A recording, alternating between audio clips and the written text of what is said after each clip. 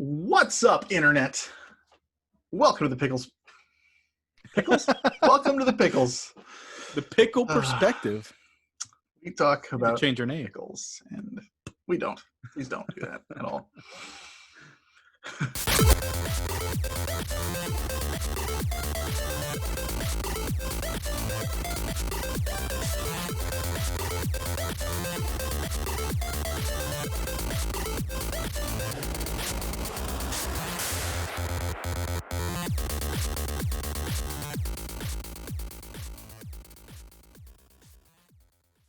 What's up, Internet? Welcome to the Pixel Perspective Podcast. My name is JJ, and I slowed down my speech this time because last time I screwed up the intro. I'm here with my friend Adrian. Hello. Hi. Welcome to the Pickle Perspective. That's not even, I don't think they don't need to know about that. You're going to throw me under the bus like that. That's cool. It's fine. Whatever. All right. I like the name. I had to share with everybody. You know what? I'm editing you out of this entire episode. It's just going to be me talking to myself. So take that. That might sound a little awkward, but okay. You might sound a little awkward. Xenogears. We're talking Xenogears today. So before we get into it, we're not going to go too deep into what we've been playing. Normally, we probably spend like 20 to 30 minutes on that. But because our next episode is going to be talking about PlayStation 5 stuff, because both Adrian and I have been playing ours. I just released a video depending on when we released this, either last week or the week before. It's up on the channel, Game Room Revival, talking about a little bit about my experience with the PS5. But we're going to talk about our experiences with it and do a whole episode devoted to it and what we think so far. So with that in mind, what you been playing? Oh, man. Besides Xenogears, Xenogears has been, so it took me at least 2 months to get through that game, and I just finished it, Friday? So like 3-4 days before we start recording this show.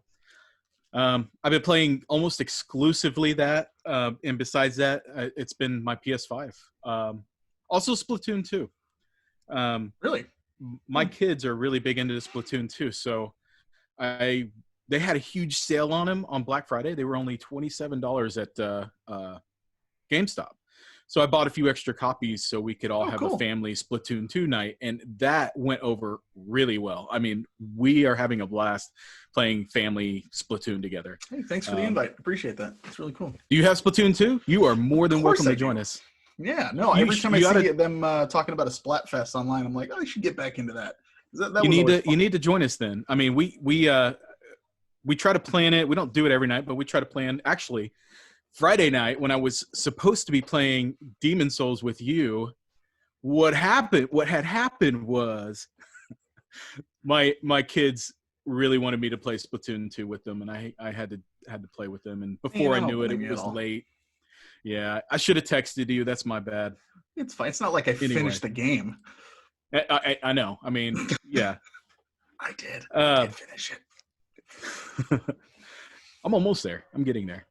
That's a big one we'll talk about in the next episode, Demon Souls. It's been playing the hell out of that too. Yeah, it's a beautiful game. Like, that is a system seller for me. I know you were talking about in your video today that, you can wait for a system.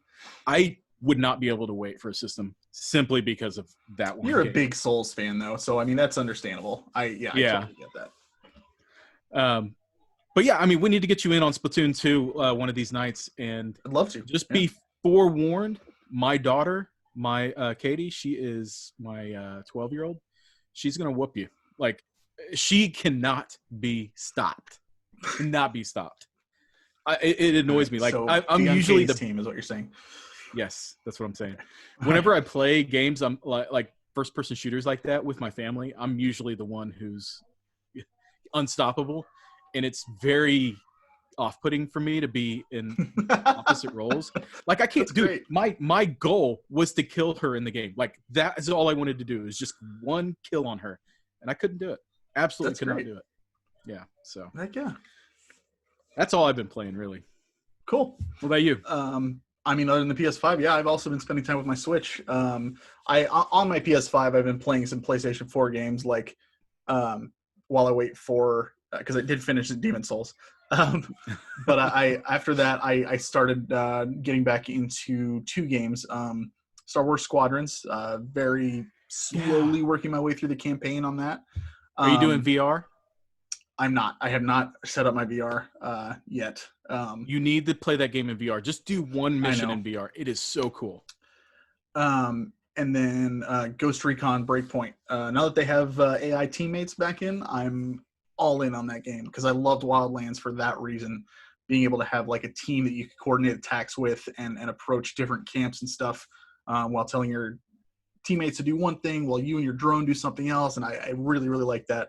And they didn't have that in the beginning, and now they do. So I really, really like it. And plus, I know a couple people that play it online as well, and we squad up and have fun with that too. And I really, really enjoy those games.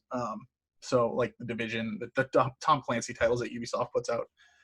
So those mainly for PS4, PS5, while I wait for Cyberpunk to come out. Because once that is out, that's all you're gonna be playing. Adios. You won't see me for a while. Is Breakpoint the latest one? Breakpoint is the latest one, but it's been out for like 2 years or something. So I mean, it's been out for a while. I've never played it. Yeah. Did you play Wildlands? No, I haven't played a Ghost Recon since like what's it? Vegas? No, that's Rainbow Six. Not since Xbox 360 days have I played a Ghost Recon game, but we did have a lot of fun with those back in the day. I haven't played it since. Other than that, like I said, I've been playing the Switch as well. I have a little bit of Pokemon Shield, getting into the expansions on there. And I was telling you this earlier, my girlfriend was in town for Thanksgiving, and she brought her kids with her. And the son is, I think, 14, daughter's 16. And so they wanted to see my game collection because they're both gamers. And so I was like, yeah, absolutely, bring them over 100%. I'd love to show it to them. So they get over, and her son is immediately running all over, just upstairs, downstairs, looking all at everything and just getting into it and just super excited. Starts telling me about, he really got into telling me about Doom and how I really need to play both of the Doom games and how good they are and everything. So we talked about that a little bit, and that kid retains so much information. It's unreal. And then her daughter, we get down to the basement, and if you've seen any of my videos, you know that my basement is just, got the games on the walls and that kind of thing, or lined up against the walls, I should say. She gets down there and she looks around, and the first thing she says, like, not even like wow or oh man or anything like that, she just goes, so who gets all of it when you die? I was like, I just thought, I was like, I'm giving it to your mom and she's gonna sell it for money. That's it. She's like, no, I could think of what you could do. I was like, yeah, I'll bet you can. I got this kid plotting my death already. That's cool. Yeah, dude, that is such a bizarre thing to say. I think you need to set up some security cams. But did you ever play on NES, the original NES? Did you ever play Bubble Bobble? Yeah, I love Bubble Bobble. Okay, have you played Bubble Bobble 4? No. Get it.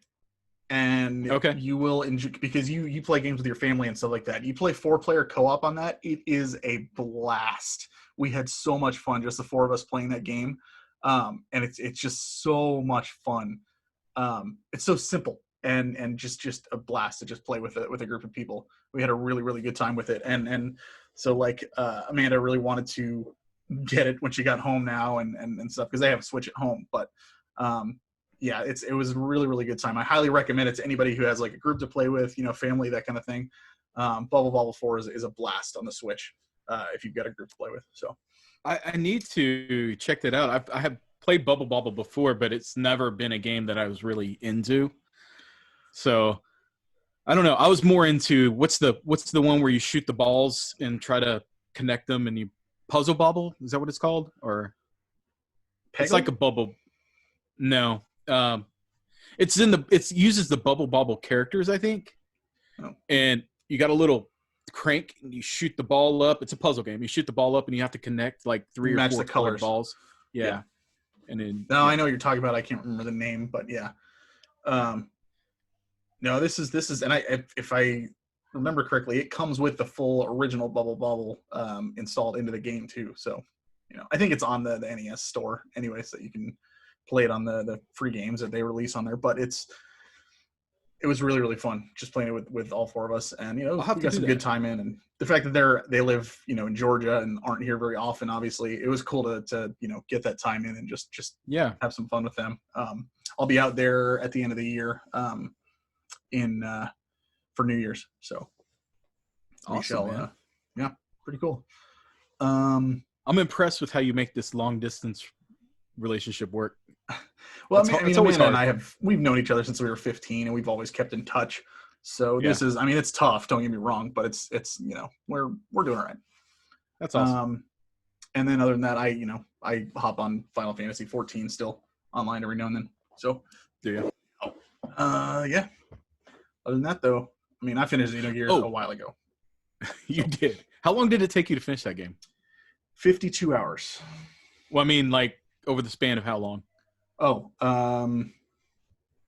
maybe a month. A couple weeks. A month? Yeah. I would say maybe 3 weeks, 3.5 weeks. Okay.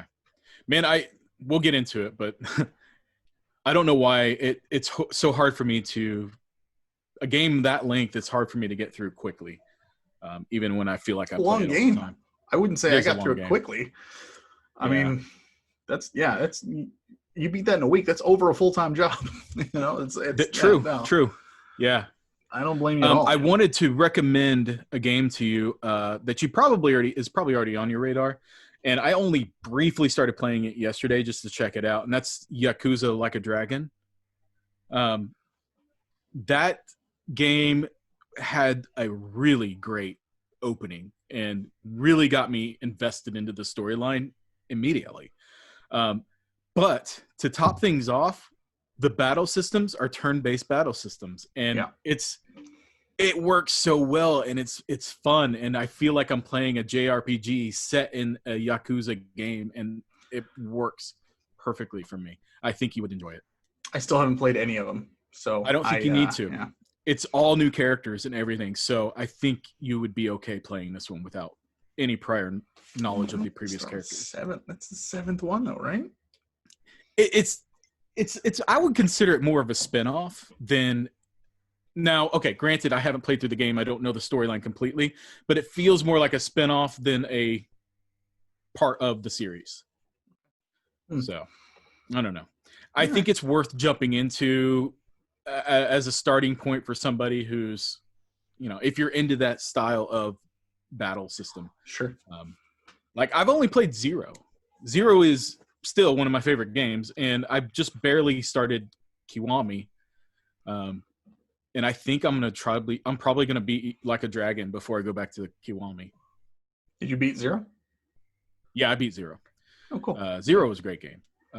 It's what got me invested into the Yakuza games to begin with. So cool. I would definitely want to go back. I did for Black Friday. I also picked up the Yakuza Collection, which is like 3, 4, and 5. Yeah. So I have the full Yakuza series. I wish I had pulled the trigger on that over Black Friday, but I was wondering because I asked for it for Christmas. I did Christmas early with my mom, and that wasn't one of the games she got me. So I'm kicking myself. I wish I'd picked it up at this point. So well, I'm sure to go on sale again, and if not, it's going to be there. I hope so. There's some that are selling them for like over $100 now. For real? Oh wow. Yeah. Okay. It's pretty crazy. I don't know if I hope they're still manufacturing it. If so, then I'm sure it'll be fine. But I've seen a few that are already starting to spike. It might be the day one collector's edition, and it comes with a PS3 box. Yeah.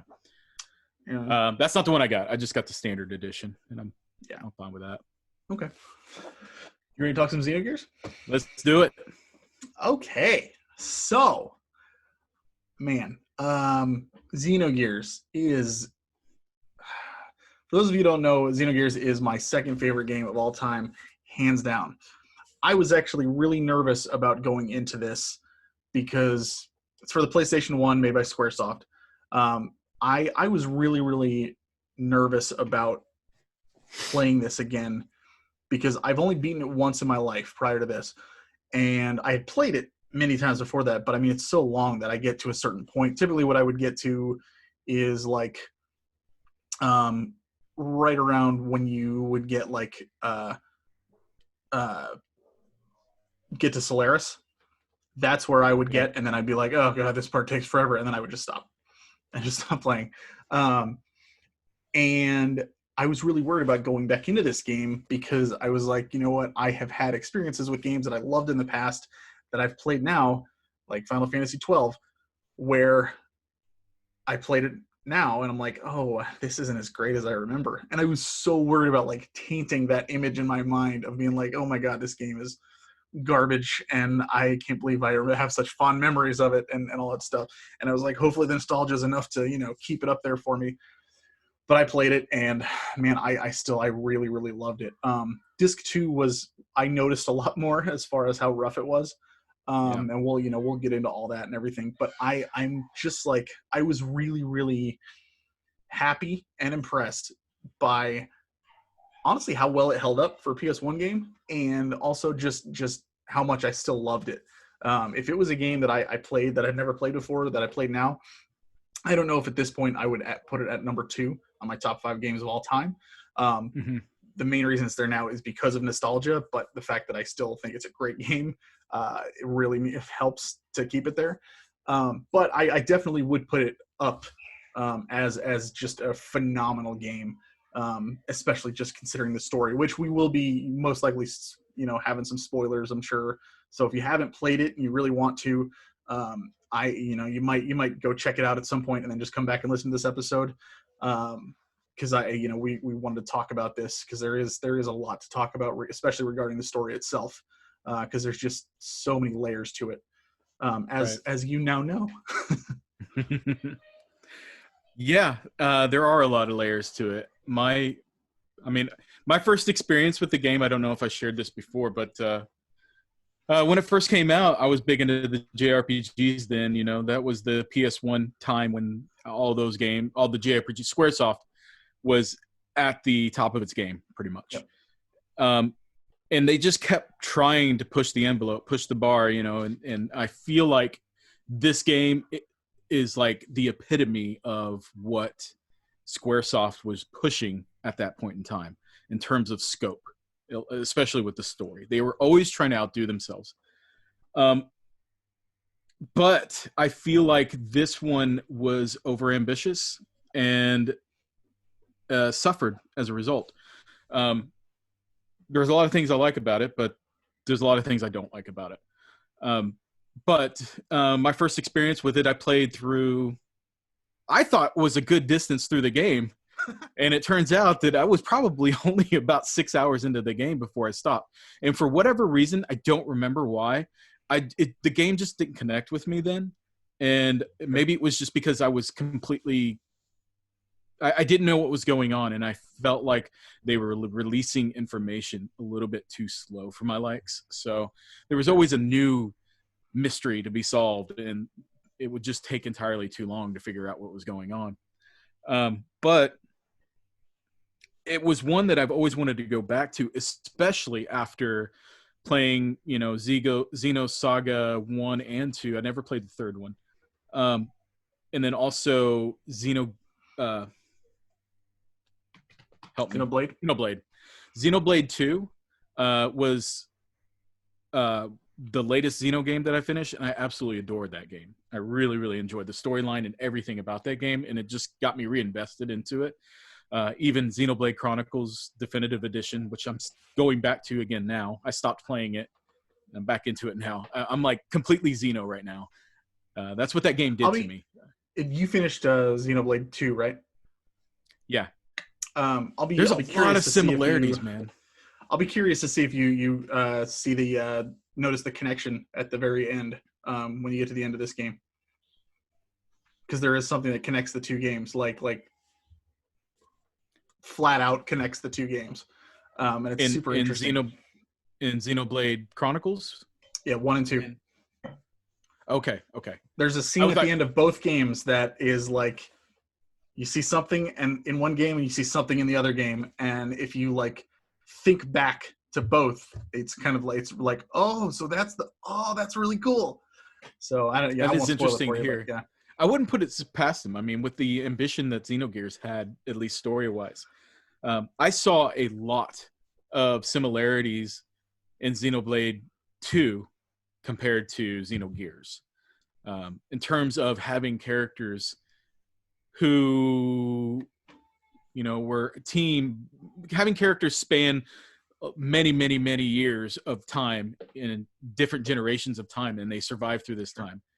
And then seeing how they change from being good people to bad people, you know, and that same type of perspective was taken in Xenogears with a few key characters, and I found that to be pretty interesting. I always liked that in terms of storytelling. But yeah, that was my first experience with the game, and now after going back into it this next time, I enjoyed every bit of it up until Disc 2. Disc 2 just absolutely killed it for me. I mean, it really did. Yeah, and but we can get into that later. We'll get into that. So I figure we'll start out with like just some of the basic stuff like gameplay, just to kind of give people a feel for those of you who haven't played it. The main reason we're doing a whole episode on this because it's like it incorporates so many different things into its storyline.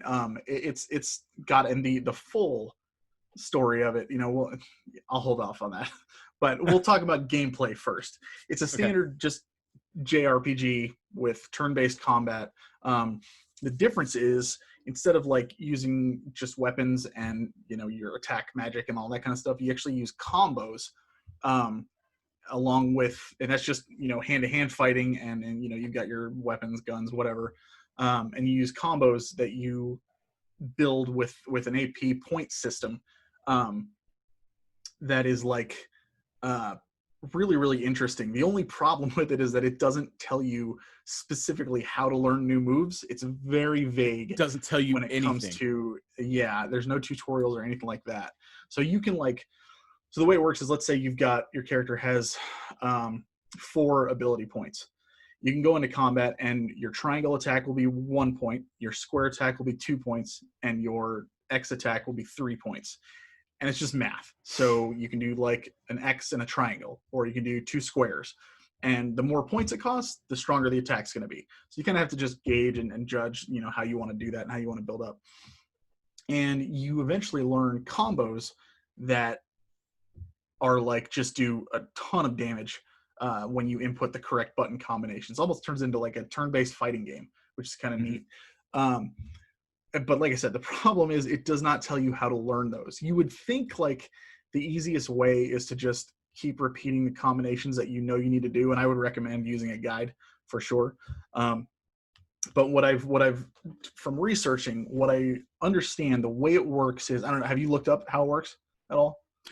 Yeah, I understand how it works, or how to unlock the new ones. Yeah.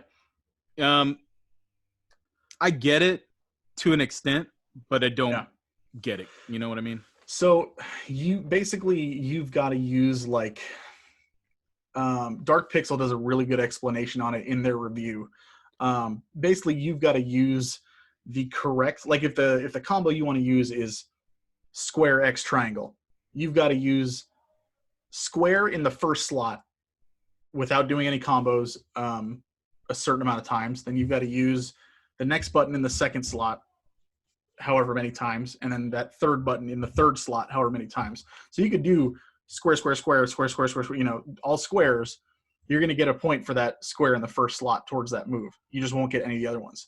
So technically, using that repeated button combination does still work, but it also doesn't tell you how many you need to use, like how many times you need to use that button. It's really convoluted, and I wish they would have had some sort of meter or something. Basically, you just look up a chart, keep looking at the buttons that you're supposed to press, and just keep repeating that.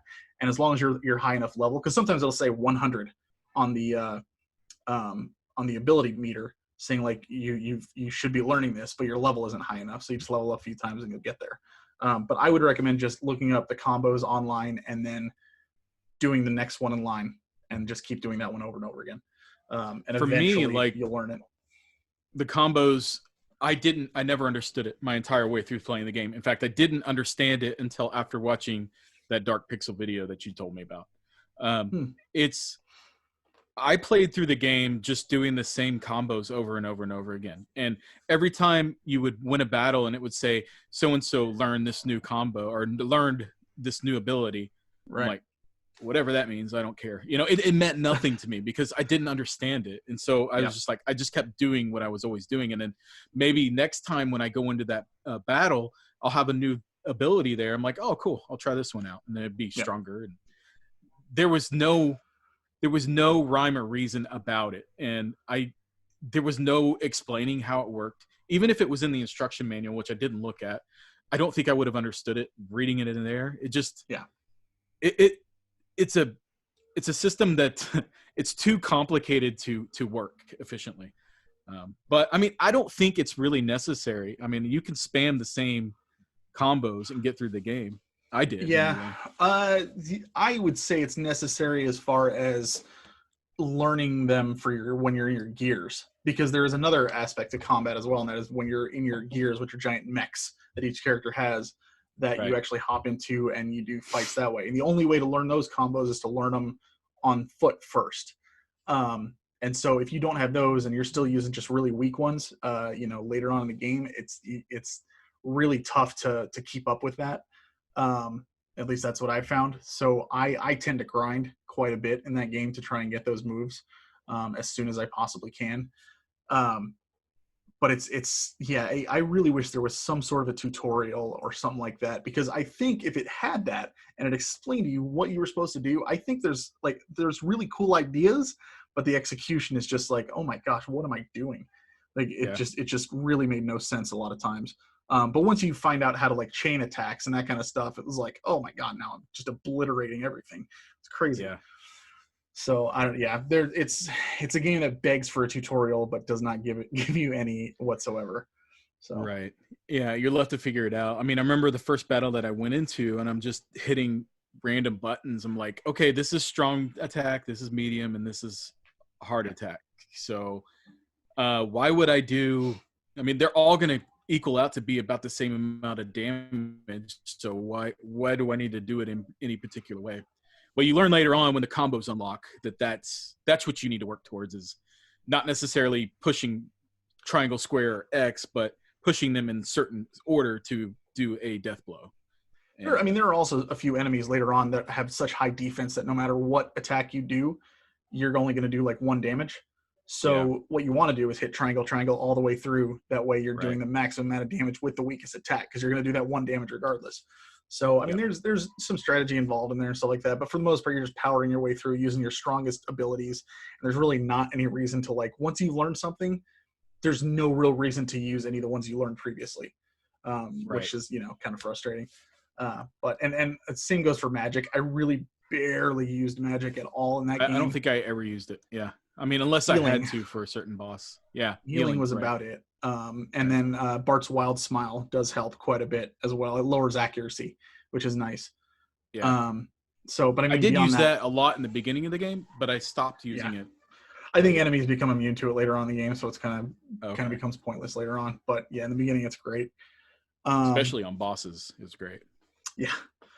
Yeah. Other than that, I mean, the game itself is just like, if you've played any Super Nintendo or PlayStation RPG with a world map and you're visiting towns and random battles, that's what you get.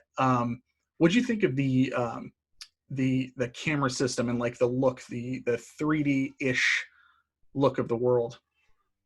It looked good. I mean, a lot of the areas were too samey. Dungeons specifically, like a lot of the dungeons were just long corridors, and they were confusing labyrinths basically. A lot of them were that way. Not all of them were that way, but a lot of them were, and I hated that. Like that, it was not fun to me. Going into towns was always confusing, and I had to do a lot of wandering around to learn the layout, because when you move the camera around, it's easy to get turned around. Yeah, it's very easy to get turned around, and the camera angle never seems to be in the right spot for me either. So I feel like that could have been handled a little bit differently, maybe better. It reminded me of Grandia. Grandia does the same thing. Like that first, you've never played it. The first town in Grandia is handled much the same way, where it's just confusing town, and turn the camera around just like in Xenogears, and it's so easy to get turned around, and I can never like learn the layout of the town in my head, Sure. to know where I'm going, no matter which way I'm facing. I had that same problem with Xenogears, but I think Xenogears handled it a little bit better than Grandia, or I just walked around a lot. I like the idea of having like the illusion of a 3D world, being able to go, not everywhere lets you go full 360 and look around and stuff. My problem with it was that like a lot of times when you would do that, sometimes like the different levels, you would have like half the map in your face while you're trying to look, and like hey, there's a wall in my face, that I can't see down below or anything like that. That kind of got annoying. But I actually really thought that it was neat how, I would compare more people, I would venture to guess, have played Final Fantasy VII, and in that game you can push R and L and go around your character in on the world map, but when you're in towns and stuff, you can't do that. You're just looking at a static background and you're just walking on it. Whereas in this one, you're actually able to do that everywhere, which was kind of neat. But yeah, like we were saying, it's really easy to get turned around. And again, that's just another reason to use a guide for it. And it's, man, I don't care how many times I've played this game, in the beginning, whatever. I still get so lost, just because there's it's just really, really easy to get lost in this game.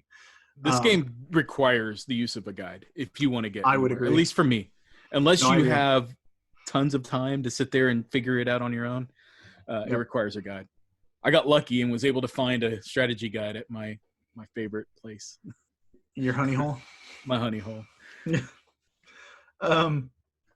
But yeah, so I mean, gameplay is the battle system is a thing that really stands out. Everything else is pretty standard JRPG stuff.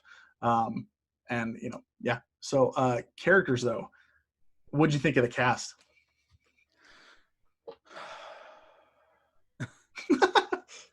I like the main characters up until Billy. Billy was the last one that I liked. None of the rest of them were given any kind of proper character development, so I had zero attachment to any of them. You don't like Choo Choo?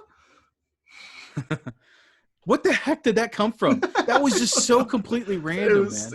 Yeah. It reminded me of the Nopons in Xenoblade. I hate the Nopons, man. They're so annoying. I can't say it. Yeah. The Choo Choo is basically the same thing. I think the Choo Choo is less annoying, but when they throw you into that battle and you're fighting as the Choo Choo just randomly against a giant mech, it's like, what the heck are they thinking? This doesn't make sense.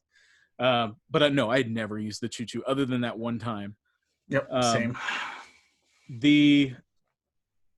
So I really enjoy the four main characters. The four main characters are the ones that I stuck with, and that's Faye, Citan, Ellie, and Bart. Those are the four people that I always stuck with. They were given the proper character development that you need to establish any kind of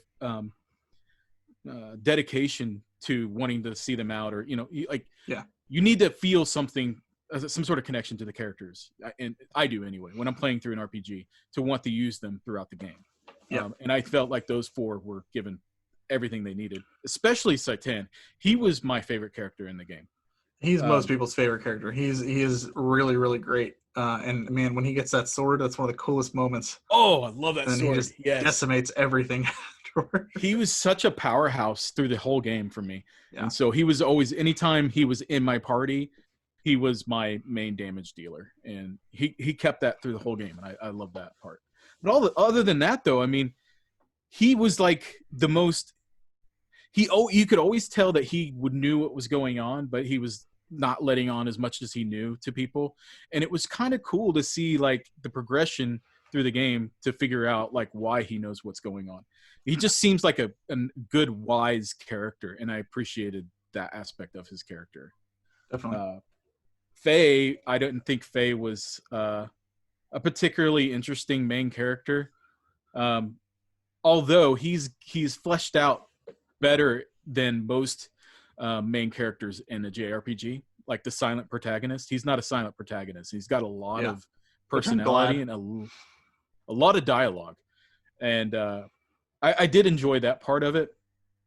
I mean, he's not a bad character. I just didn't feel like he had any really unique qualities that I think he holds out for way too long, which, you know, I think is kind of a good representation for the game. Like, there's a lot of like needless, like, where he's just, I don't know, I don't really want to fight, guys. Sorry, this isn't my fight. I don't want to do it. It's like, dude, all right, we've been playing for like 15 hours. You're still saying this crap? Like, you were involved. Yeah. Get over it. Like, you know, it's that's always bugged me. It takes him so long to actually like jump in and get involved. But I piggybacking off of what you were saying about the other characters not getting a lot of development. I do agree, and I think it's a perfect example and representation of this game as a whole. Quite frankly, I think if you look and see what's there, and then you think about what the potential could be, like, I think Maria's story on its own is interesting. It's just way too short. I think Rico's story is really interesting on its own, but it's just way too short. Both characters, once you get them and you're done with their little introduction and everything like that, like Rico, perfect example. You get him once you have him all through the prison. Once you're out of the prison, he's in your party, and that's really it. He doesn't really do anything or say much. Same with Maria when you get her, and I really like her like whole dynamic with her father and grandfather and the gears and all that stuff, but they just don't do enough with it. Billy, same thing. He is probably my favorite character in the whole game, just because I love his character arc, and like it's just way too short. But I love that idea of him like being devoted to this religion and this righteous cause that he sees in his own mind. But when he finally realizes, like, oh my God, what have I been, you know, a part of this entire time? This is insane.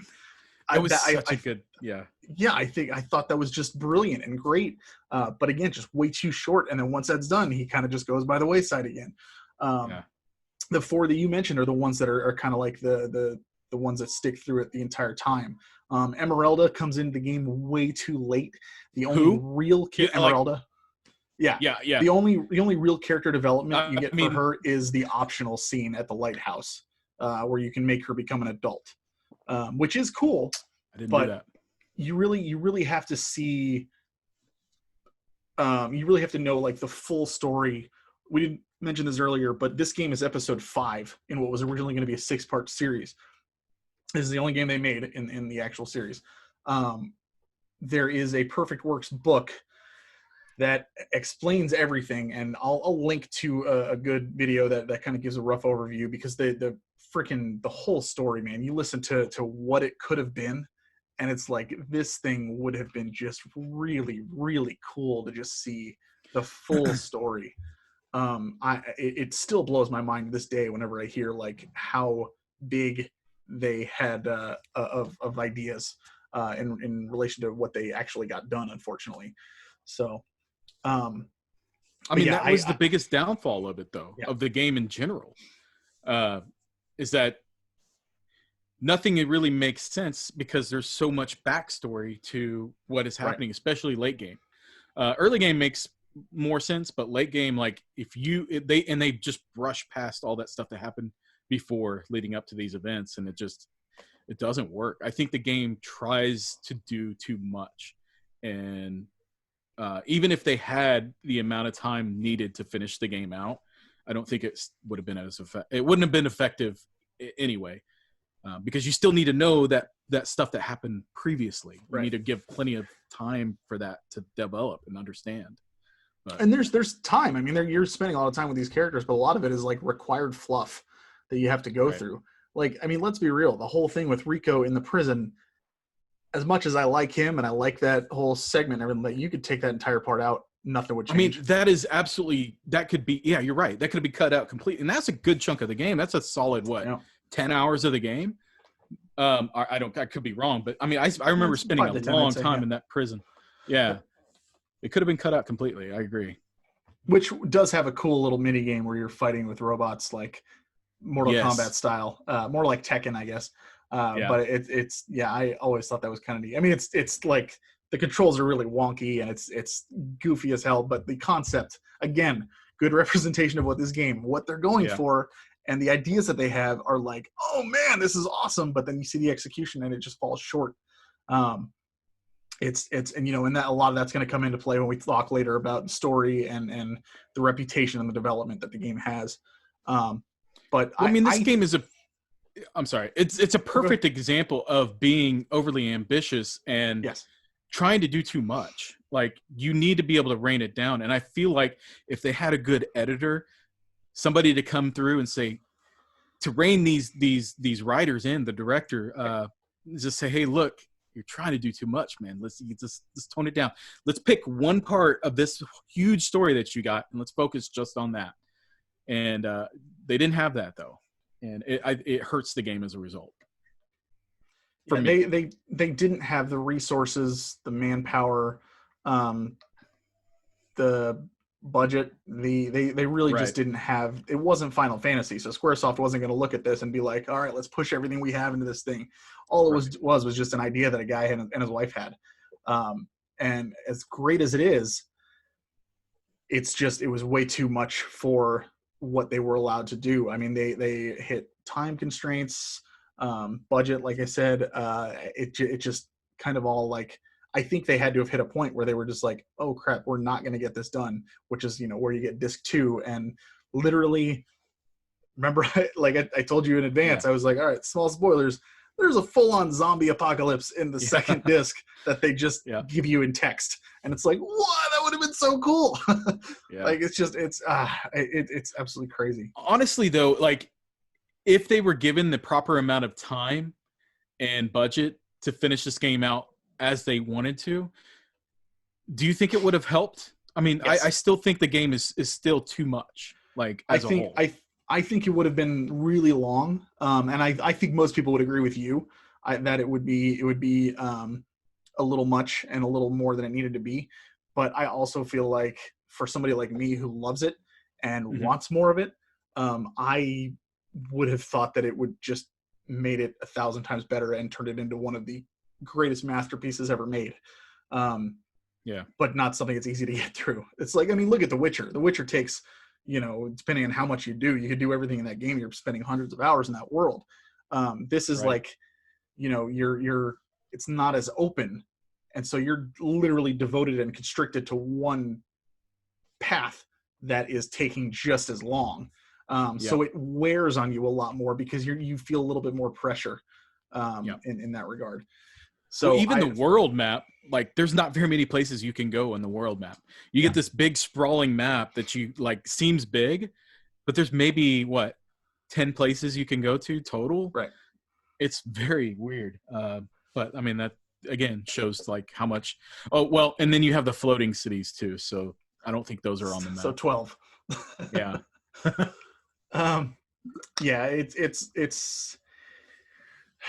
It's an unfortunate missed opportunity, and they just overreached. Right. But it is what it is. I think again, it is the game that has just such wonderful ideas, and I think that's kind of where the fan base lies and comes down to is you can either look past all of its flaws and still love it for what it is because you know what they were going for. And you can be objective about it as well and think to yourself like, yeah, I see what they were going for, but I can only judge it based on what's sitting in front of me and what I'm playing. So, I totally can see both sides because I probably fall more on the I see what they were going for, but I can still critique it and criticize the game as well. I love it that much. I think had I played this game back when it originally came out, I think even if I had given it the proper time and played through and beat it, I would have left feeling robbed of my time because I don't feel like anything is really fully explained, and there's a lot of plot holes in the game, and I wouldn't have understood it, and I would have felt like this is just a weird Japanese story that makes absolutely no sense to me. It does become a lot better once you learn what the full 6-part series would have been. Playing it now, I have those resources to look at. I have the videos and the message boards and whatever different sources where people have read through this perfect workbook and can explain to me the full extent of the story. And now I can appreciate it a lot more versus had I played it then. I don't think I wouldn't have gone that extra step to try to figure it out. And I don't think there was very many resources to be able to figure it out back then anyway. Yeah. I mean, these are all things that have come, over time. It's 20 years later. And the fact that I'm happy that I played the game now. Sure. Instead of then. And the fact that like we're talking about characters still, but like if you're like villains are a perfect example. Like you get introduced to so many villains in this game. There's a lot. But unfortunately you don't really learn much about any of them until disc 2 when it's mostly text, and so all you get is just a big info dump on all these guys, and you're just supposed to take it all in at once, and it's like, oh my gosh, there's an insane number of villains, and none of them seem to be working together either. Like they all have their own goals and ambitions, and it's just really confusing, and they all wear masks, so you can't really. There's always a new reveal of who is in this mask. There's COVID out there, Adrian. All right, so yeah, they're gonna wear masks. Duh. My big thing is like, first of all, I didn't know they were masks. I thought they were just weird looking monsters, and that's what they're gonna look like, because they didn't reveal the faces until like the very end of the game for a lot of these characters. And even when they did reveal who they were, I didn't feel like I don't know you. I have zero attachment to you or your backstory or anything. So I don't know, like this reveal doesn't have an impact on me like at all. Yeah, totally understandable. But I mean, yeah, I agree with you, and I'm glad you brought that up. There are far too many bad guys in this game. Just far too many characters in general, I think. See, I get it. I get what you're saying there. I disagree, just because I think it just adds to the complexity of the game. But again, it's that execution that comes down to where it's like, you can't do it that way where it's like, here's like, 12 different guys that you're up against who all want different things, but you're not going to find out about any of that until all at once at the very end. And it's like, good Lord. So if they had just, originally it was going to be like 4 discs or something like that, like just crazy long, insane. It makes more sense to me now why Xenosaga spanned 3 discs or 3 games, 3 separate games. I think they've always been like ambitious with storytelling, and now after playing Xenogears, it makes more sense to me why they went with that route with Xenosaga, which I find to be interesting. Oh man, and you haven't played episode 3, have you? No, I hear that's the best one too. It is. I think so. It's got some cool stuff, and there's a.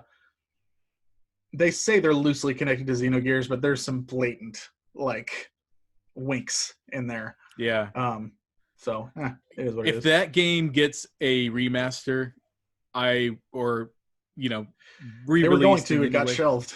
I don't know if they're planning on doing it again. I mean, Monolith Soft is really gaining traction here lately. I still think it's a possibility. I hope so. I would love to see that happen. It'd be great. Yeah, I would too. I would love to see the Dot Hack series too, quite frankly. The original. I would love to revisit Xenosaga. Maybe I will after I finish Xenoblade Chronicles. Cool. How about music? Let me guess at what you're gonna say.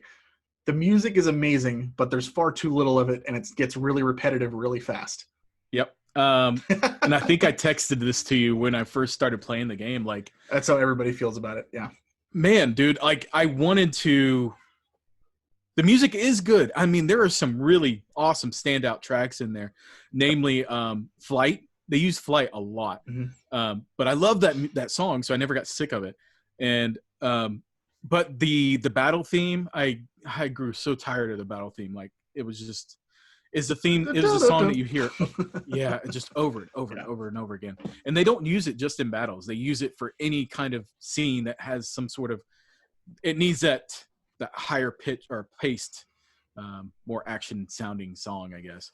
But yeah, I mean, the songs are they're good, but there's just not enough of them. Especially considering how long the game is. Exactly. Yeah. But I mean, honestly though, I've been listening to the soundtrack quite a bit after the fact, and it's a really good soundtrack. It's not, I don't think it's one of, oh gosh, what's his name? The composer. Yasunori Mitsuda. yeah, I don't think it's one of his best, but it's definitely something that you can tell is his sound. Yes. Yeah. See, I would say it's one of his best. I even bought like the live DVD where they have a live orchestra performing the whole thing. And I watched it, beginning to end. I love this soundtrack. And I think a lot of it has to do with the fact that I love this game so much. And so whenever I hear songs, I automatically start picturing scenes and characters in my head. And it just makes me love it all that much more. Makes so it's the complete package for me.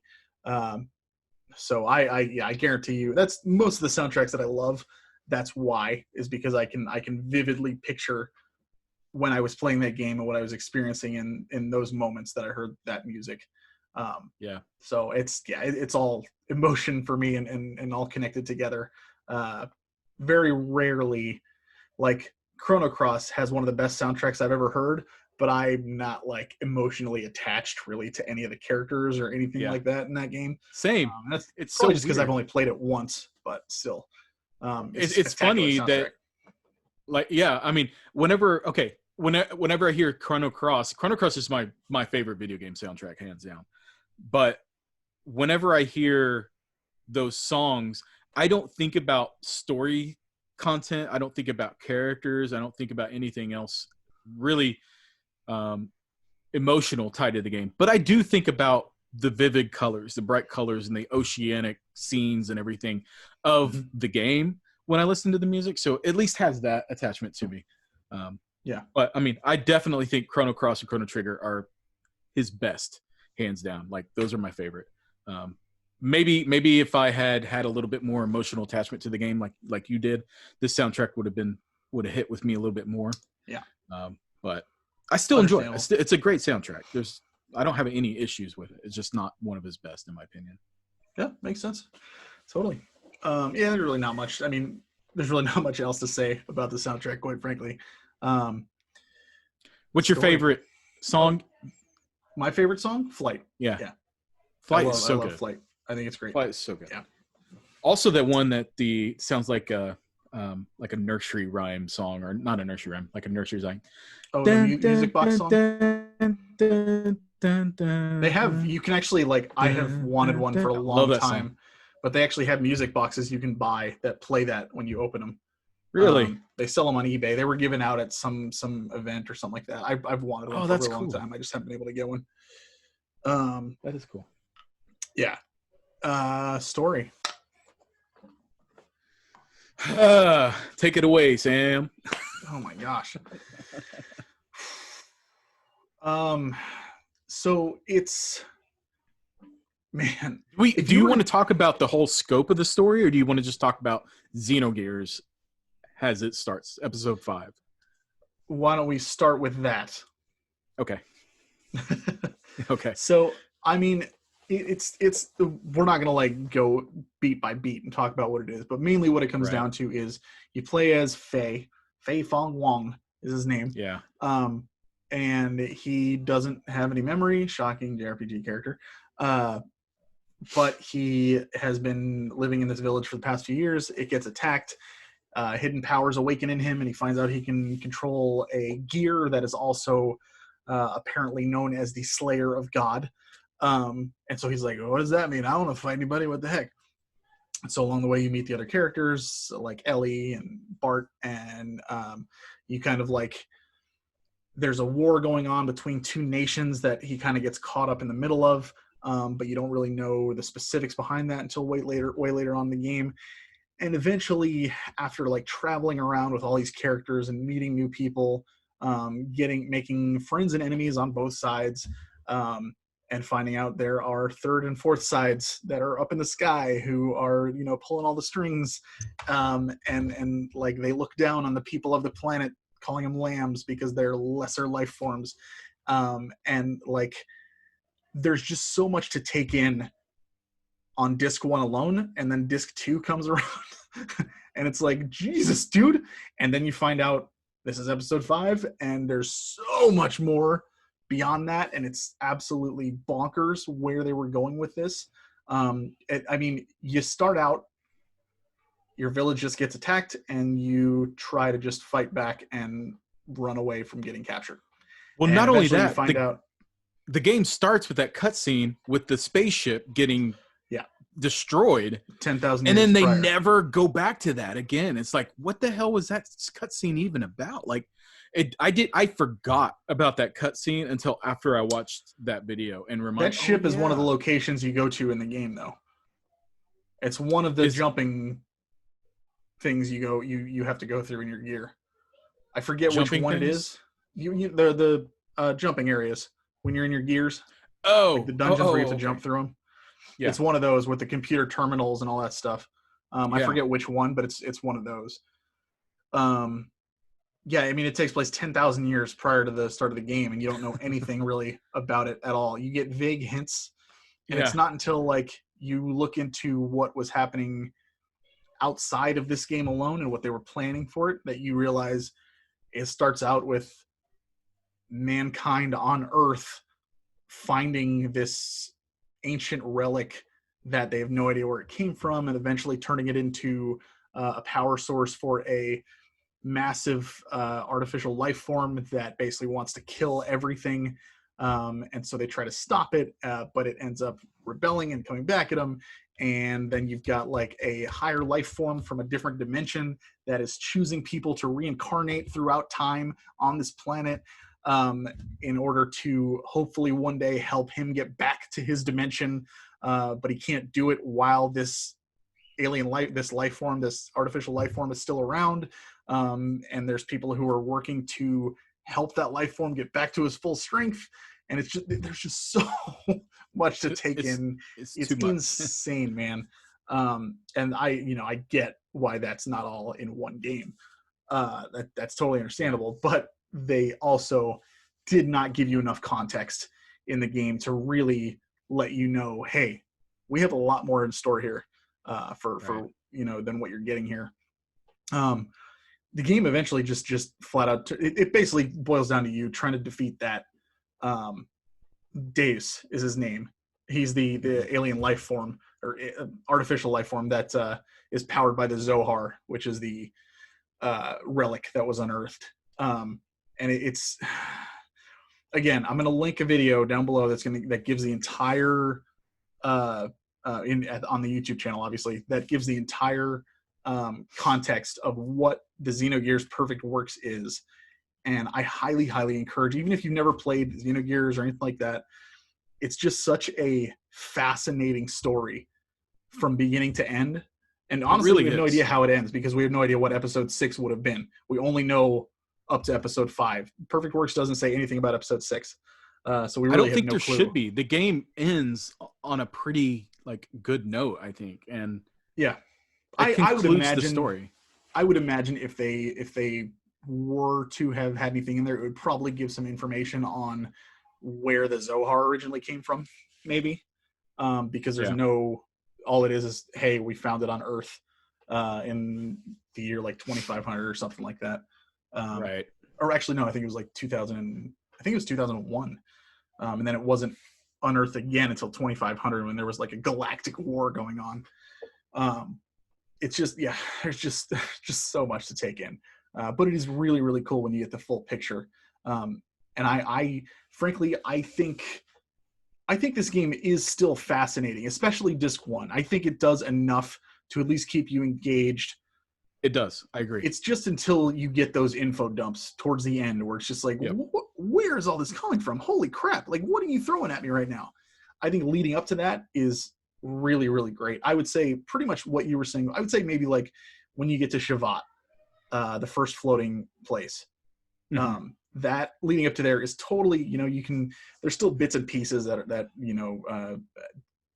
tell a little bit about what's going on in the extended universe. But as far as the game itself, I think there's just enough there for that segment of the game, at least, to understand what's really happening.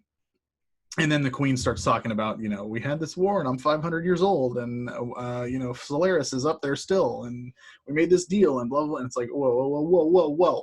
Hold on. Yeah. I'm still trying to find out about Maria and her dad. Yeah, right? Exactly. Oh man, dude, you hit the nail on the head, and that's exactly how I felt about this game. When I played through disc 1, I was heavily invested in the story. I was very much enjoying what was going on. And I remember you saying that about like 15 hours in, you were like, I'm really liking it this time around. Yeah, I was. And the thing is like, it's because I think they kept it pretty well contained. Mm-hmm. And I mean, I knew there was a bigger overarching storyline, but they were only feeding me little bits and pieces of it at a time. And the gameplay and the story, you know, and whenever they did show those pieces that I'm talking about, like the floating computer screen with all the heads on it and stuff, like they would show me that. And I'm like, I don't know what the hell this is. I don't get what's going on here. But I don't care. Let's get past this and let's go back and learn more about what's going on with Faye and his crew. Because, I mean, the storylines and the twists and the shocking elements, it's like this game wanted to shock you so much. Like, it's crazy how much they threw into this game to as shock factors, really. And they were effective. They worked really well for me. Like, I enjoyed it. I enjoyed the storyline of like all the little things, like even the prison thing. I say, yeah, that should have been cut out or could have been cut out. But at the same time, I still enjoyed that part for what it was. Like there was some character development going on there with Blanca and with all the Rico. I couldn't remember Rico his name, but he's pretty much Blanca. He's essentially Blanca. I mean, I was enjoying what was going on. He was horrible to fight with. I hated having him in my party, but I enjoyed the storyline and what was going on there, you know. And I enjoyed the finding out about Billy's, like each new character and learning their their story arcs, figuring out having with him that everything that he believes in is basically a lie, and you know, I felt his pain. You know, there was some substance given to me there. When you get to was it Solaris and you learn about the food, was it on Solaris? Yeah. Oh yeah. And then the Soylent system. Yes, that is a direct reference to Soylent Green, if anybody has ever read that book or knows anything about it. That was shocking. It is exactly what you think it is. Yeah. Freaking Saitan just sat there and let them eat all the food up when they were hungry. Well, and that's how they were planning on getting Deus his power back, because he has to consume organic life, and that was the easiest way for them to do it, was to turn people into food. Yeah. So, it's but I mean, all the way through disc 1 up until the point where what's his name, Hammer, turns on you. I mean, that dude, I never really liked Hammer anyway. I didn't care for him either. He says bro way too much. Yep. But that part, I mean, that whole part, like disc 1, I felt like you could wrap up this storyline in disc 1 and I would be happy. Sure. But then they didn't. They went to disc 2, and disc 2 was all about so much convoluted stuff that made absolutely no sense to me. I liken it to a like, say you're watching a boxing match and you're really into boxing and you're watching it go for like 10 rounds, and they're both boxers are like, you know, doing really well and getting their hits in and stuff, and they're just wearing each other down. It's really entertaining to watch. And it's like, oh my God, this is so good. And you can follow what's going on because they're pacing each other really well, and it's just super evenly matched and everything like that. Disc 2 comes along, and it's like, rather than that match continuing until somebody gets worn out or they, you know, make it to the final round and then they win by scoring, it's as if round 10 comes around and one of the boxers is like, you know what, fuck this, and kicks the other dude in the nuts, and then it's done. That's it. And it's like, what just happened? Why is it over like that? No, it shouldn't happen that way. You know, It's like, technically, it's over now, but no, that should not have happened. Like, you know, for me, it's like, not the right move. For me, it's like disc 2 is like, you know, we were watching a boxing match and they're tired and they're just sitting there and they're not really throwing punches and they're hugging each other, and it just gets boring and dull, and it's just like, all right, now I'm ready for this to be over. But at least I could follow what was going on if that was what was happening, and be like, this is boring, but at least I know what's going on. Man, disc 2, especially when I was a kid, I had no idea. If I hadn't watched like several like story explanations this time around, I still would probably be like, there's so many questions I have. Oh my God. It's really unfortunate, you know, and that leads us into the, you know, the reputation and development, which is disc 2. They, like we said, they ran out of time, they ran out of money. Just everything was cut short on them. And they were already working to the bone. The whole game was translated into English by one guy. Like, I mean, it's that's crazy, insane. Like the amount of work that was put into this for how like cut off it got.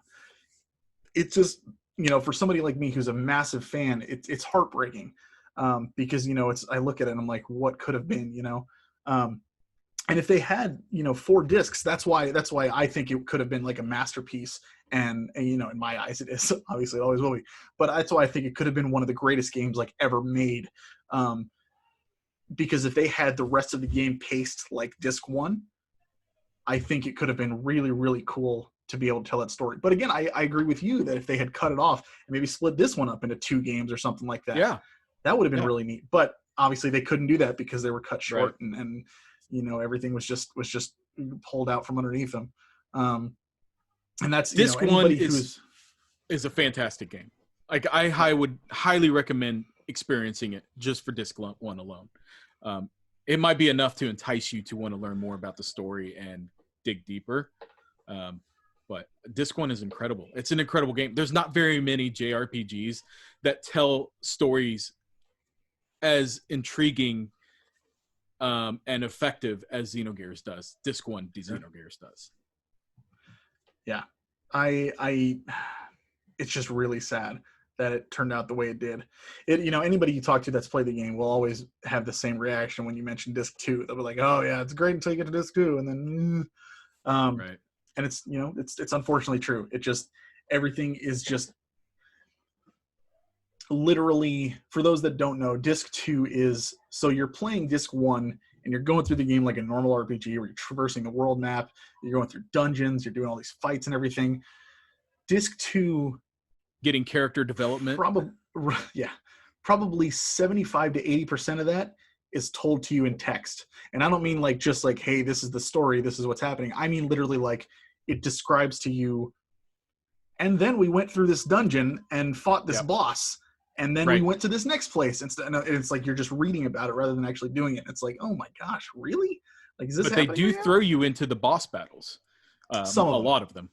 Yeah. And so you'll read about going through the dungeon, and then all of a sudden you're thrusted into a boss battle without having any opportunity to grind, to level up, to change your gear, to do anything. You're just put into this boss battle. And like a lot of them are easy, and they do give you an opportunity later on. But I mean, it's just very weird. Like for me, the one that stuck out to me the most is the ball with the spikes on it that Bart has to fight. It's like one of the first ones that you fight on Disc 2. Yeah. That was when I really saw like, what in the world is going on here? This is weird. The one of the parts that stood out to me was when the whole city turns into the giant gear and Bart's piloting it. I felt so robbed of the lead up to that. Like, this was not earned. This is such an epic moment. This is something that's so cool. And the game just snapped its fingers and it happened. And it's like, this doesn't feel earned at all. Like I'm heartbroken right now watching this, because I remember seeing that as a kid thinking it was really cool, but seeing it now, I'm like, where was the lead up? Like, there was no lead up to this. They just gave me some text, and now all of a sudden I'm piloting a city. Like, what? That could have been like with build up and proper, like, doing all these things leading up to that. Man, that would have been such an epic moment and so incredible. It's just so sad that it had to work out that way, and it's Disc 1 is so great, and Disc 2 is just they do have some dungeons in Disc 2, but the dungeons are severely disappointing, and insanely stupid puzzles that take years. That water puzzle is the worst thing in the world. It's so awful. Yeah, I used a guide for that. I mean, there was no way to know how to do that without a guide. No.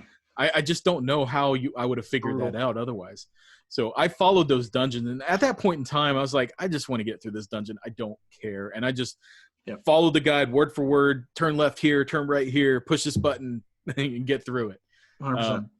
Clear up until the final dungeon. The final dungeon was the absolute worst dungeon in the whole stinking game. And I hated it with a passion. I hated it.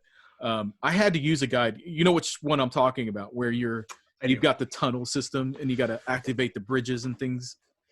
That was awful. That was when you're done, I'll tell you what I really thought of it. Yeah. Well, I had to get my guide out, and literally the guide tells me exactly where to go. And I'm just sitting there with one finger on the guide, another finger on the D-pad going through. Yeah. And then the enemies that they put in the tunnels are insanely difficult, and they take way too much health away from you when you fight them. So I ended up running away from the majority of those battles. I didn't even fight those things.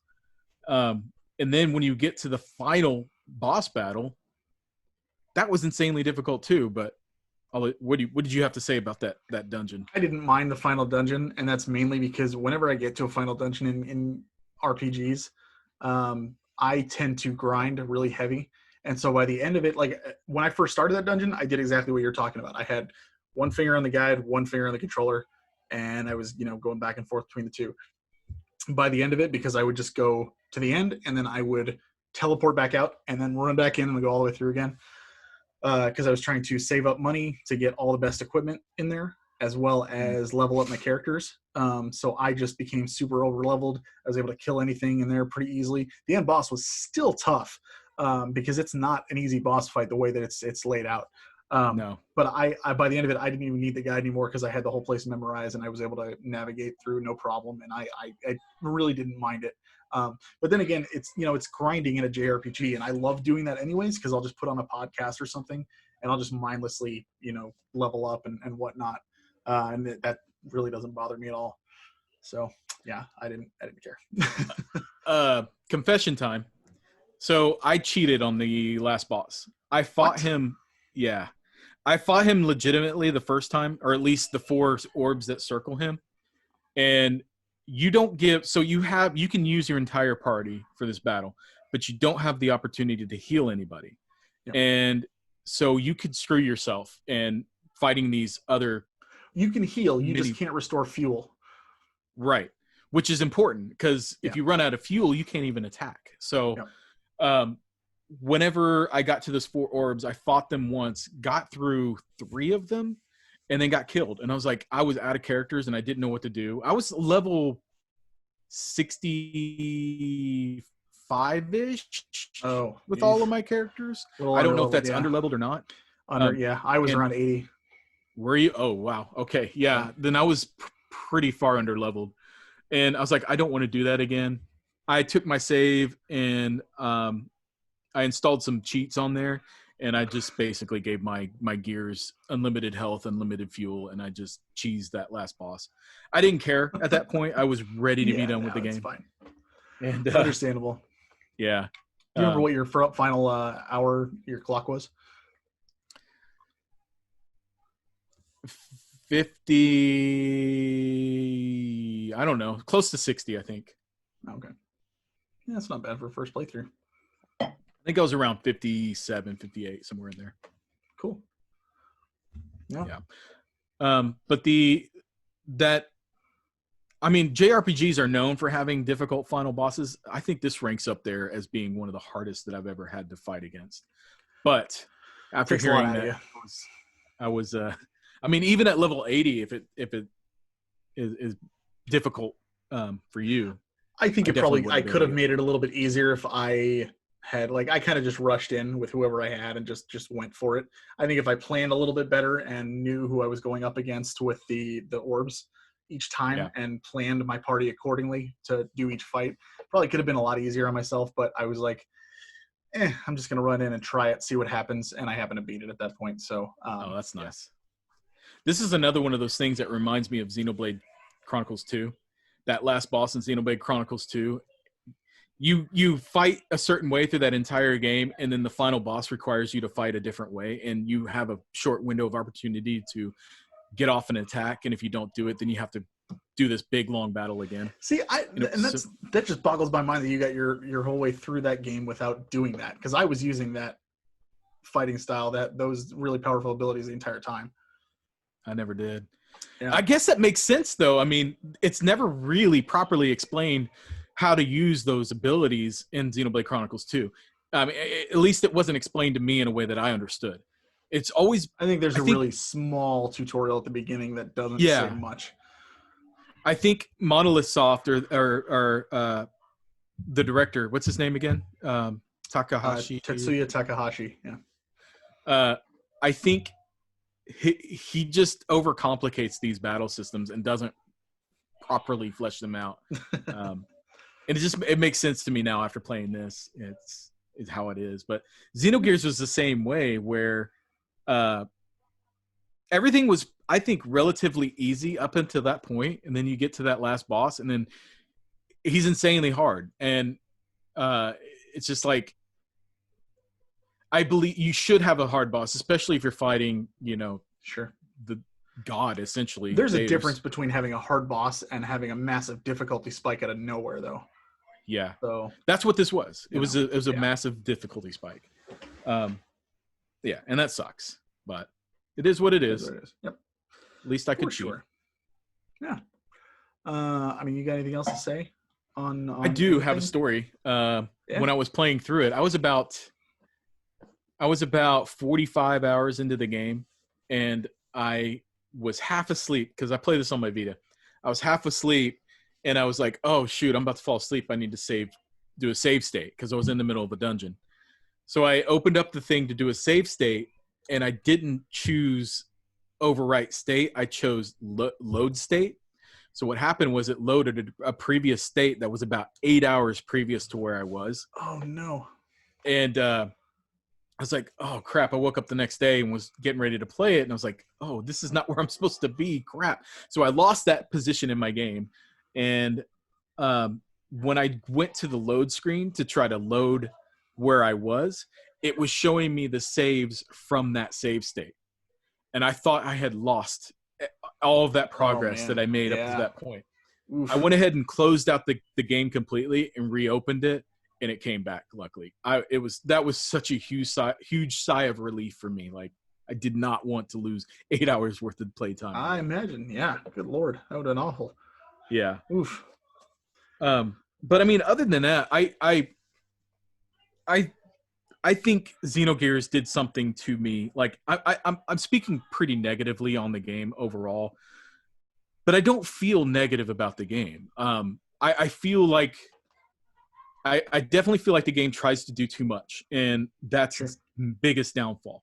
But at the same time, I respect how much it wanted to do.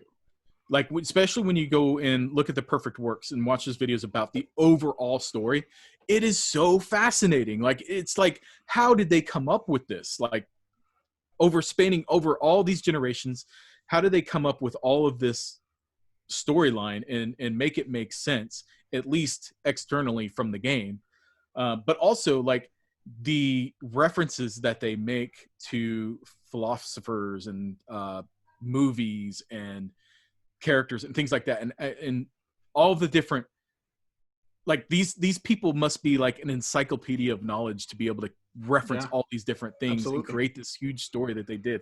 That is a very admirable thing about this game, for sure, and it impresses the hell out of me. So in terms of like having a lasting impression on me, it's the extended story stuff that sticks with me. Yeah. So yeah, and I think that's that's a big reason I love it so much, is because when you really find out the full story and scope of what it is, it's it's sad that it didn't happen. But it is really cool that quite frankly, you can still go and learn about the story and learn about what happened. And it is still really, like you said, fascinating to listen and hear what all was planned and what happened in this fictional universe. That being said, would you, sir, as a newcomer to the game, somebody who just beat it for the first time, would you recommend people who haven't played it before to go back and play it? Only to people who are into JRPGs like ourselves. If you are not, then no. This is not a game for everybody by any stretch of the imagination. Fair enough. Yeah. But I mean, I know there's plenty of people out there like us who are just hugely into JRPGs in general. And there's a ton of JRPGs out there that you just haven't played yet. Yeah. And For me, like it's Final Fantasy VI and the Chrono Trigger and games like that, the games that I feel like I missed out on. Xenogears is one of those games to me. I've heard so much good about Xenogears, and it's one that just I never, it slipped past me. So I'm very glad that I went back and experienced it, and I have a whole new appreciation for it. And I think anybody who is in our same shoes in terms of the types of games that they like, I definitely think this is one you shouldn't miss. You absolutely should go back and give it a shot. It does have its its downfalls, but as a whole, it's one of the most ambitious JRPGs I think that's ever been created, honestly. Yep. And it suffers because of the ambition that it has, but it's still something that should be experienced. The storyline is just so damn interesting. And even if you just jump in and experience disc 1 or want to take in disc 1, that to me is a far better JRPG than the majority of JRPGs that I've played in terms of storytelling and character. It just is. It's just all of the different things that they try to throw at you and really get you thinking about things. It's just like the Soylent system, the Billy storyline, the connection between Faye's split identity. We didn't even talk about that. Faye's split identity and trying to figure out why. We all knew from the beginning that Faye was id, but we didn't know why or how. I feel like the conclusion that they gave as the answer to that, it was satisfactory. I don't think it was horrible. It's a little bit unbelievable. The point where you kind of like you go like so batshit crazy that you're just like, all right, how the hell are we going to rein this in now? Because we have just given him like 4 personalities, and we need to do something about this. So, but I mean, like in terms of what I didn't understand though is how he was able to change his appearance and change the way his gear looks at the same time. That they never explained. JRPG. That. You're right. JRPG. But I mean, it was cool to see that Faye, this nice, caring character, has a dark side that is full of hate and destruction and just is unstoppable. He's like the strongest, you know. The Xenogear that you get at the end of the game is super cool. I really like that Xenogear. Yeah. I thought that was just a nice touch in general, was giving everybody gear upgrades and yes, I did too. You know, getting more powerful and all that stuff, because there's so much like growth and change to your party in general, and I think that's just so cool. It's so neat. That being said, for me, I definitely agree with everything you said, and I would absolutely agree with what you said about fans of JRPGs. You owe it to yourself to play this. This is a wonderful. Chances are, if you're a JRPG fan, you've at least played some of it, or you at least know about it. Definitely play it if you haven't. I'm going to take it one step further and say, if you are a fan of just stories in general, whether it be you're a reader or you love video games with great narratives, that kind of a thing, this is going to be one that sticks with you. This is one that makes you think afterwards, especially when you get the full story, the full scope of everything that happens throughout the timeline of all the games. Games. I did quotations there, audio listeners, because they're not all games. Some of them are just episodes that were never released. Okay. But I think this is one that just sticks with you, and you will. I mean, I still, even before we played this, I was still thinking about it from when I played it, way back in the day and finished it, because it just sticks with you for that long. I still go back, I would say maybe once a year, once every 2 years, just to go watch a recap of the full storyline again, and it'll be that video that I linked down below, because I just love it so much. I think it's so fascinating, and I'm just like, I'm in awe every time I hear how much thought they put into this and how respectful they are to these other people who wrote these books and came up with these ideas and everything that they incorporated into the game. I think it's so cool, and like I said, this will stick with you.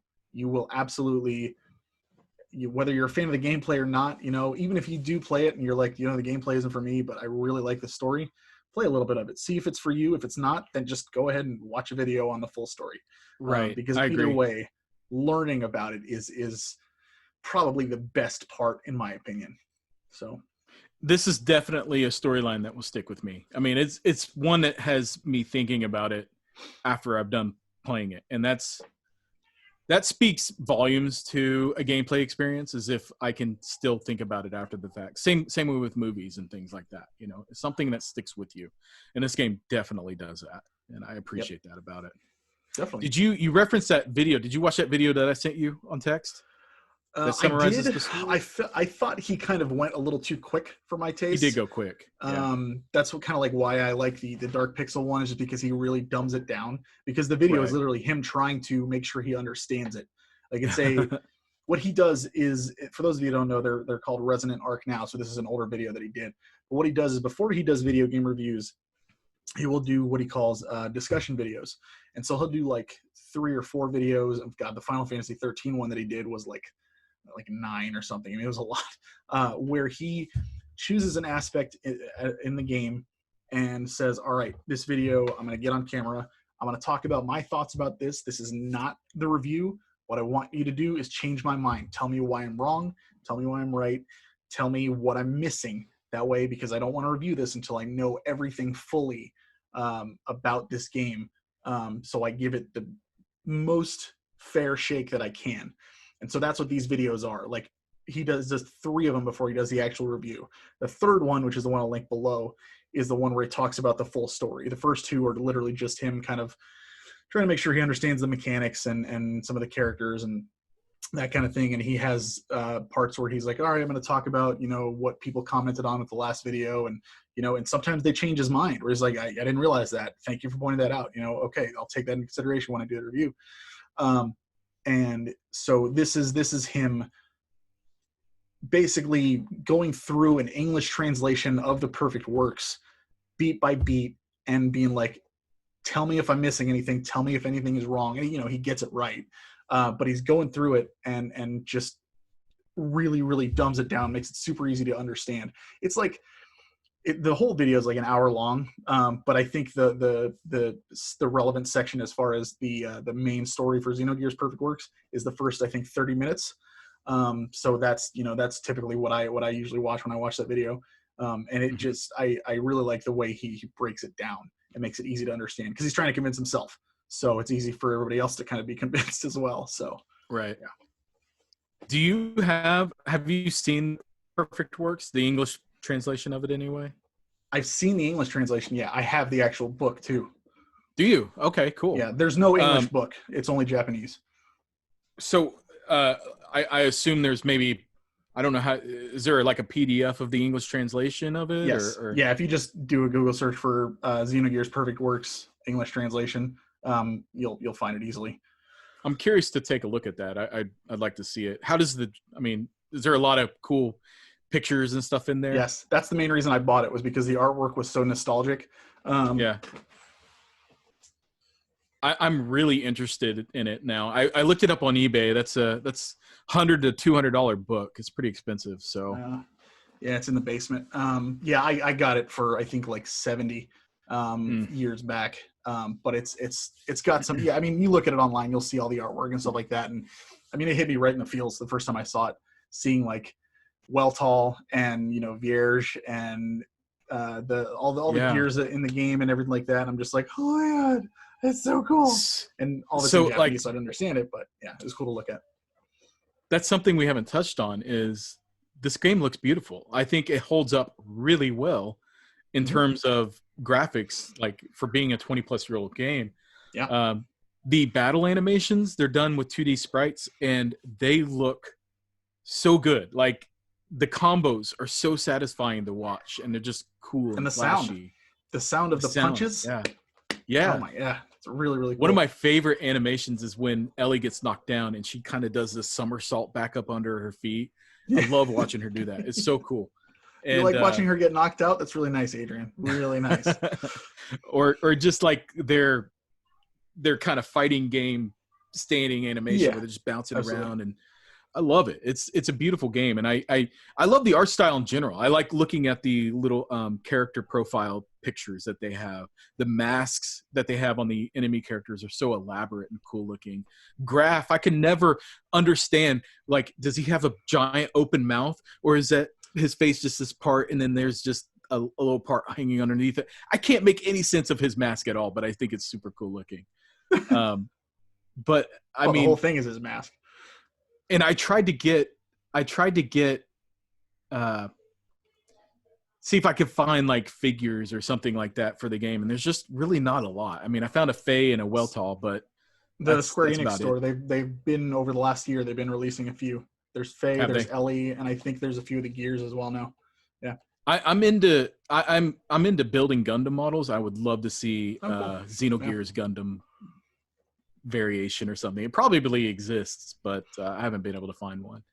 But I mean, this game is also like inspired me to want to do art. Like whenever I finish a game that I'm really into, I want to draw pictures of it, and try to express my thoughts and my feelings of the game through my pencil, and draw it. And I really want to get in there and draw a picture of the Weltall or something, or even the Xenogear. I think that's the coolest looking gear. Yeah, go check out the PDF when you get a chance. Just the artwork alone is just beautiful. For sure. I will do that. I'm glad to hear that, because I knew it was in Japanese, but I thought it would be super text heavy, not a lot of images. But yeah, I need to find that PDF. It's both. Yeah, there's a healthy mix of both. And the English patch is, I mean, the whole thing online is completely in English. It's really cool. I haven't actually read it word for word, just because I don't know that I have that kind of time, but the summary is good enough for me. So Right. So, all right, man. That's all I got. Cool. Yeah. Xenogears. You happy you played it at least? I'm ecstatic. I'm really glad that I stuck it through. Cool. Actually, to be honest with you, man, this is the first time that we've done kind of a video game book club type of thing. I mean, Parasite Eve, we did that video for. I would like to do this again, like make this a semi-regular thing. We did it with Earthbound. We did do it with Earthbound. You're right. Yeah. It's forcing me to go back and play these RPGs that I missed. You know how I am. Like, I get caught up in a bunch of different things, and I'm playing bunch of different things. But if I have a goal and a focus, like I know we're going to be talking about something, I can put all of my attention into getting through it, and that helps me with experiencing these games. Because had we not planned to talk about it for a podcast, I don't know that I ever would have played Xenogears, and I'm really glad that I did. So I think we need to figure out what that next game will be and plan for it for a future show. I'm ready to jump into it now. Me too. I would honestly, I would like to do one that I haven't played before, because I had played Earthbound and Xenogears, obviously, both. So. So I can pick out one this time that you've never played. I'd be fine with that. Yeah, sure. Okay, let's do that. I will send you a list. I know some of them that you said you haven't played, but I'll send you somewhat of a list. And we don't have to have any kind of time frame on it or anything. It's just whatever pace you want to fit it in. Well, like we said, the next episode is going to be all about PlayStation 5 and our experience with that so far. So I'm sure there's going to be a lot of Dark Souls talk in there. And I apologize because I cannot go into any story on that, because I really don't know much about it. I really can't. It's but it was fun and it was really pretty. So other than that, man, this is the last episode of 2020. I mean, we'll record the next episode before the end of the year, most likely, but as far as releasing, this will be the last one that's released in 2020. So this is a full year that we've been doing this now. That's exciting. So yeah, thank you to everybody who's been listening and reaching out to us and talking and leaving comments on the YouTube channel and all that stuff. Really, really appreciate it. Love talking to you guys. If there's anything you want us to cover, anything you're curious about, or anything you want to hear, see us go over, we're more than happy to listen, because we're always looking for ideas and stuff. I mean, we have plenty, but that doesn't mean we're not open to more suggestions. So I just wanted to wish everybody a great holiday. Can't wait to see what 2021 has in store, because, man, F 2020. Man, I just hope that 2021 is a better year. Like it can only go up from here, right? Right? One can hope. Yeah. I'm excited. I'm really excited that we got through a year of this, and it's fun. I enjoy it. I need to get on YouTube and check the comments more often. I'll get on there after you launch the video, and then I don't get on very much after that. So I need to get on there and see what people are saying. Sounds good to me. All right. Well, I don't have anything else. Do you? I don't. All right. Well, then we will see you in 2021 for our PlayStation 5 episode. I'm excited to talk about that because, man, I got a lot to say, and so do I. It's been wild so far. If you want to hear how I got mine, go check out my channel, Game Room Revival. If you're already watching here, I made a whole video on how I got my PS5.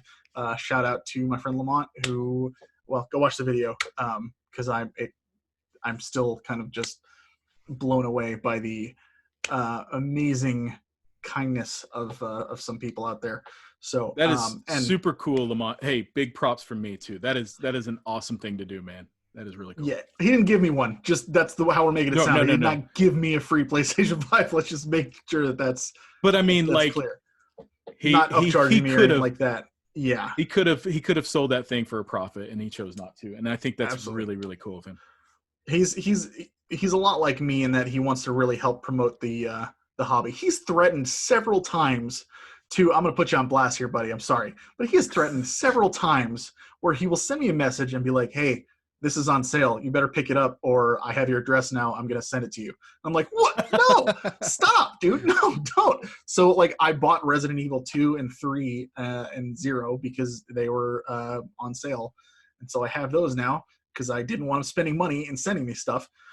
So like I have to. Those are great games though. Like, bro. So yeah, it's God, I probably sound like a douche saying that too. Like, oh my God, people want to send me stuff. Like, no, I legitimately, like, the guy has sent me way more than enough already as it is, and I genuinely am like, bro, hold back. I still have so many games that I own that I haven't even played yet. I get it though. Like, it's fun to share in the hobby. Like, I know you're the same way too. It's fun to share in the hobby with somebody else who appreciates it as much as you do. And yeah, I mean, it's fun. Like, I do the same thing, you know. It's just one of those things. It's like you don't know very many people who are as passionate about the hobby, and so when you do find those people, you kind of make that connection, and it's cool. Yeah, I love it. You can find me at JJ Santinello on Twitter, and I'm not spelling it this time because I did last time. So you want to go listen to the last episode if you want to hear me spell it. I'll do it like every 5 or 6 episodes. I'm not going to keep doing that. Adrian, how's your YouTube channel coming? You said last time that you were going to be working on some videos and releasing some stuff. So how's that? How's it going? Going good? Getting those? It's going great, man. It's going great. Yeah. It's it will get there eventually. It's one of those things, man. It's just you think too much. I'm a very, very, very busy person with a house full of 4 people. Now 5 people. I have my nephew here with me as well. So yeah, I don't have as much time as I would like to have to be able to do things, but I do appreciate being able to do the podcast. You know, I can make time for that, you know. But being semi-regular on videos is something that's just really complicated to make happen. It is something that is still a passion that I really want to do.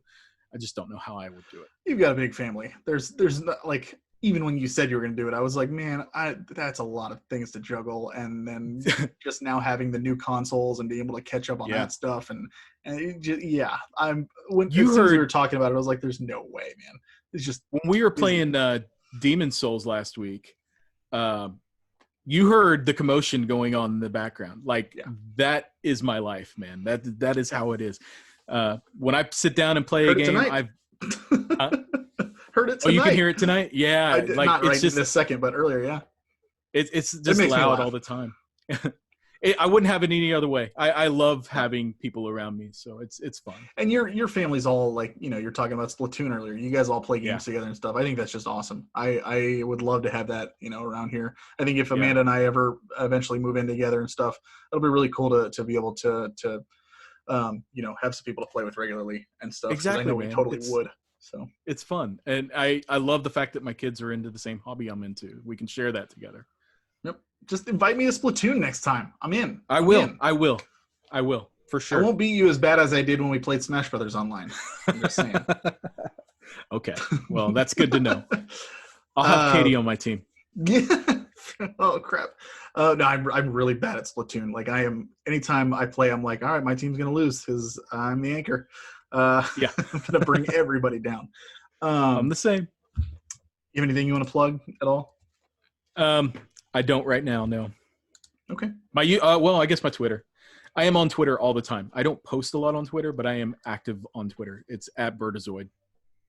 You can only send either of us messages. I'm going to assume that Adrian's the same way, but I respond to everybody that sends me messages.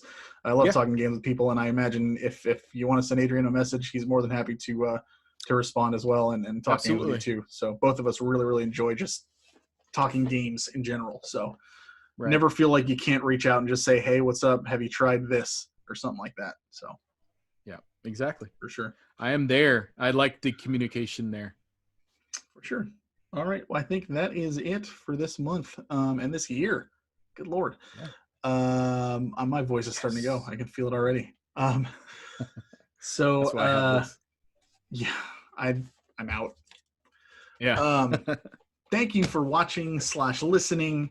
Like, comment, subscribe, all that fun stuff. Have a great holiday season as well as New Year's. Really, really appreciate all the support we've gotten so far. Love you guys. Adrian, what should they do? Keep on gaming. Bye. Bye.